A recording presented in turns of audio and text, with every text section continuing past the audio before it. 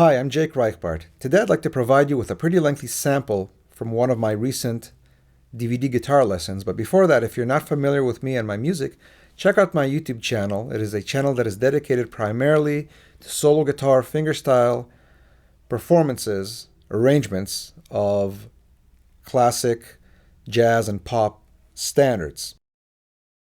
To date, I have something along the lines of 170 such performances on YouTube, a little bit more. And for many of these, right around 60, I have DVD guitar lessons. Each DVD teaches one song. And the sample that you're about to see will explain really why these DVDs that run up to 2 hours sometimes in length, each of these is dedicated to one song only. As you will see in the sample that runs about 11 minutes, I manage only to cover the first 4 measures.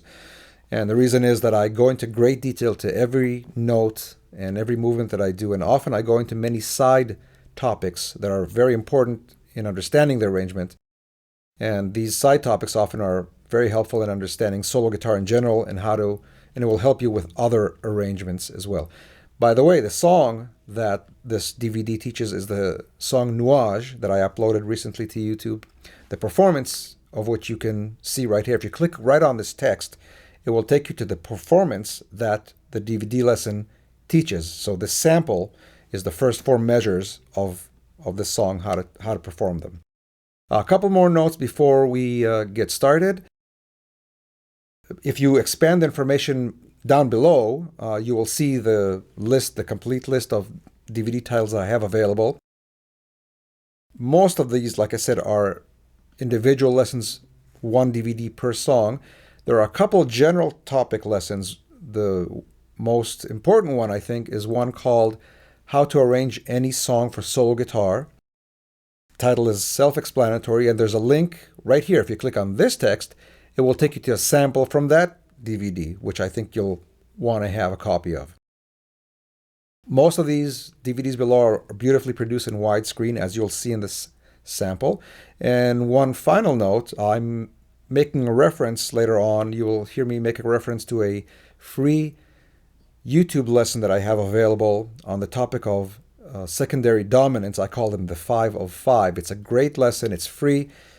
Click on this text on this link right here to go to that free lesson right now. Just check it out. It comes in 2 parts. The first part explains, and the second part is actual examples.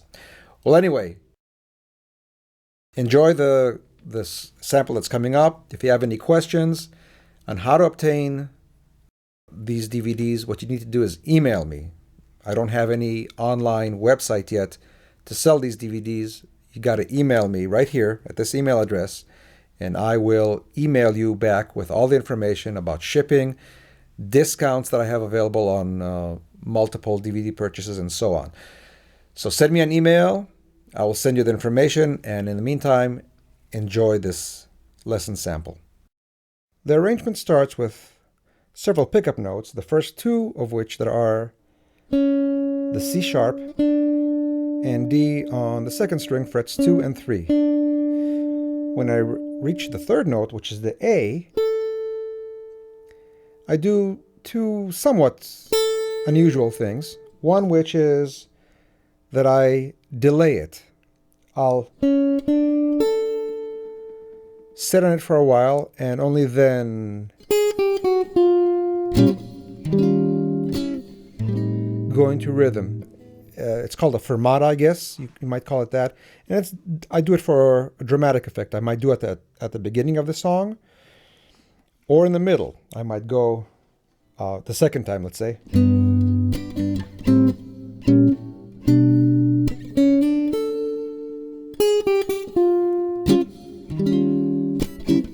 And so on. So that's one thing that I do. The other thing that is slightly unusual for guitar players, for jazz guitar players, is that I do a vibrato.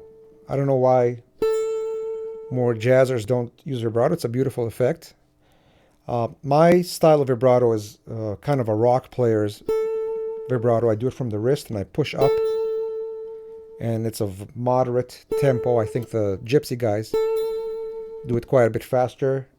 There's also the classical style, which from side to side, which I'm not very good at. So that is the effect that I applied to that note. Then, so after the A, I have A flat, same string, fret 4, G, and G flat, all on the first string. And finally, I arrive at the F on the second string,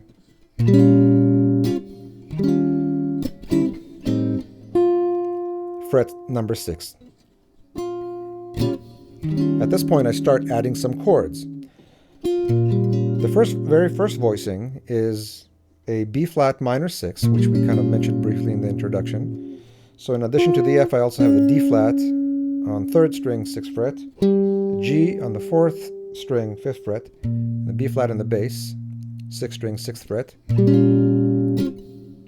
I might stay on it before moving on, or halfway through, I might switch, very simple switch, the bass note from being a B flat to the E flat, which makes it temporarily kind of a 2-5 in A flat, which we of course do not play. But the point is that these are related chords inside a diatonic area. And I have a whole lesson. In fact, I mention this periodically in my DVD lessons, but I have a lesson on YouTube that you can watch that explains how every chord can be preceded by its 5, and every 5 chord can be preceded by its 2. So this is a micro example of that, where an area that normally would be just one chord, you can make it into 2 chords, where B flat minor 6 for 1 bar, then you can make it into 2 beats of this and 2 beats of E flat 9. Or in fact, you can skip the B flat altogether.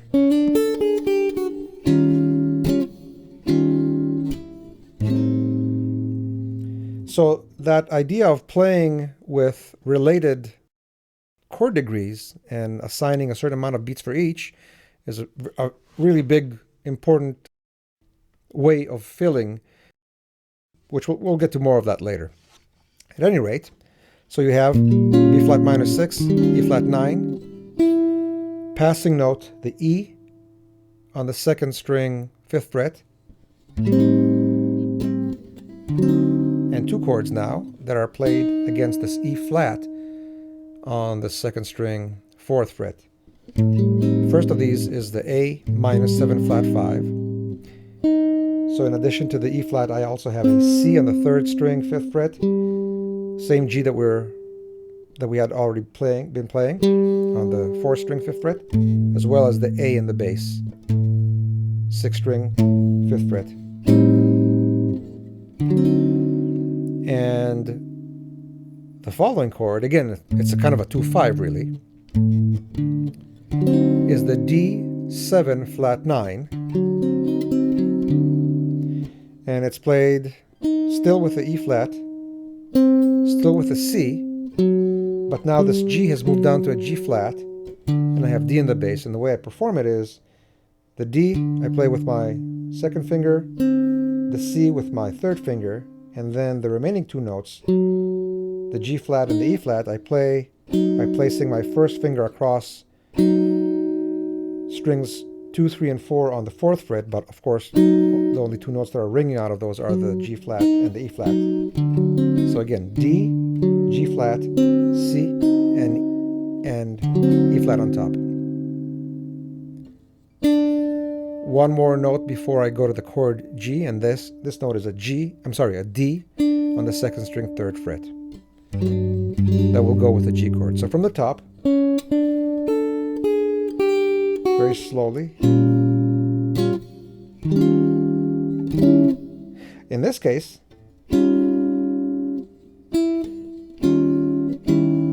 what I did was that passing note, the E, I actually played it with the chord. So now we have, in effect, an E flat 7 flat 9, because this is a 9, and the F goes down to an E. So you can play it 2 ways. You can play the note separately, like that, or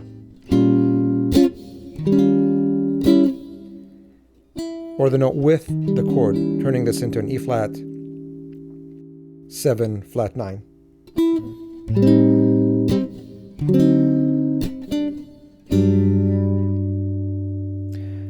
And now we come upon the area that has a G major 7, starting out with the D in the melody,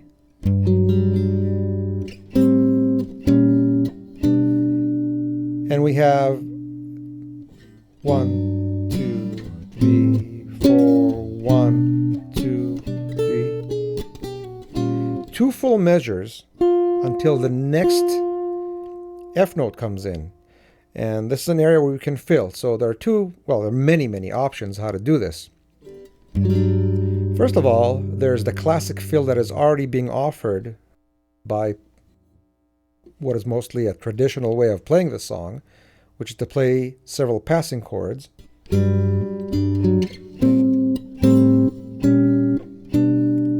These are fill chords. There's no melody there. That is not the melody.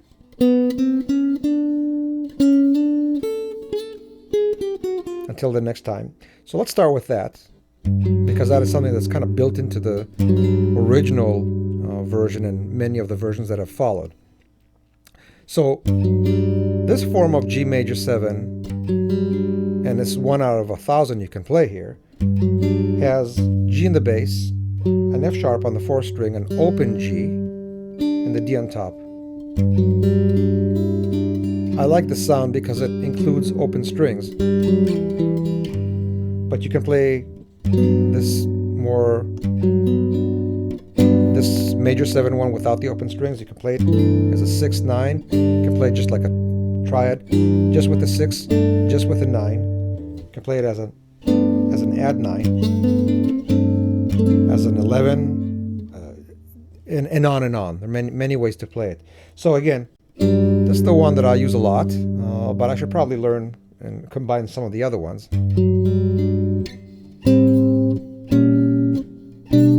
So what are these 3 shapes? They're played on strings 6, 4, and 3, and they're parallel that way because they're played on the same strings.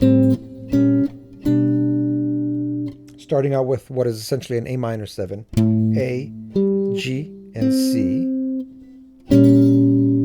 Moving up half a step 2 out of the 3 notes.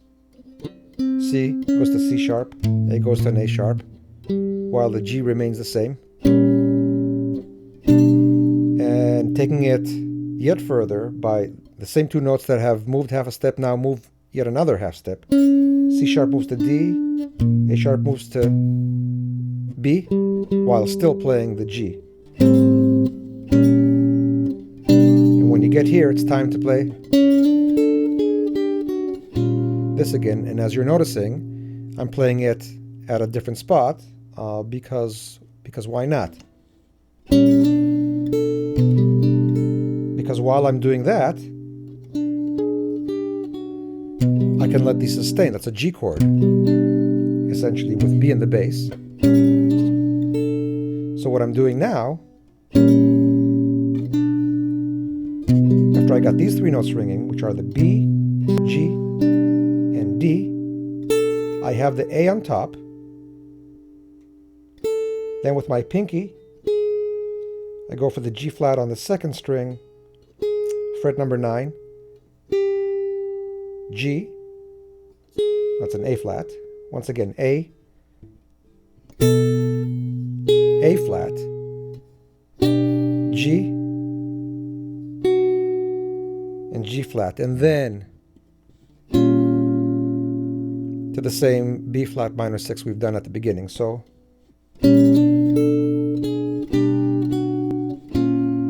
and since we're already here, it's quite easy just to pull fingers 2, 3, and 4 down half a step, all the while this first finger is holding down the G. So to sum up from the G,